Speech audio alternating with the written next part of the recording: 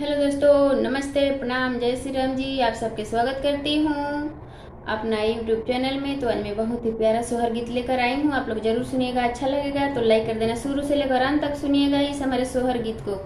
तो मैं सुनाऊंगी, आप लोग जरूर सुनिएगा। लिपि पोती आई लाई कोठरिया, हर दिया ऐसन पियारा हो।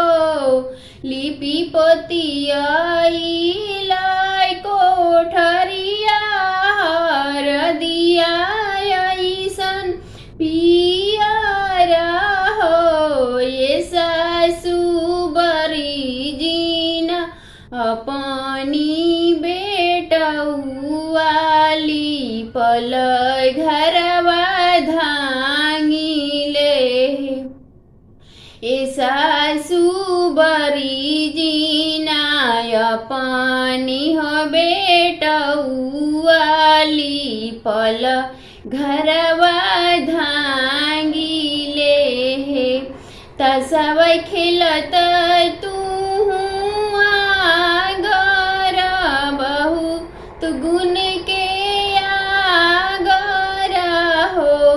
ए बबुआ जनी जइहा बहुआ के रे से जरिया, या जुरे बहुआ ओरहना देली है। तसवै खेलत बबुआ तू तर बैगुन के आगर है।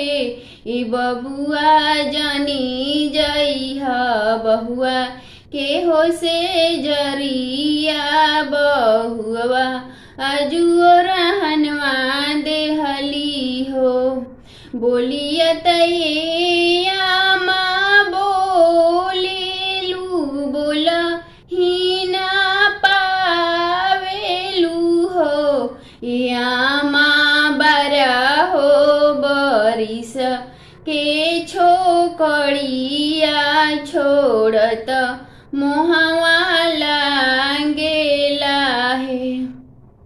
बोलियत आमा बोलेलू बोला ही ना पावेलू हो। आमा बरा हो बरिस के छोकड़िया छोड़त मोहवा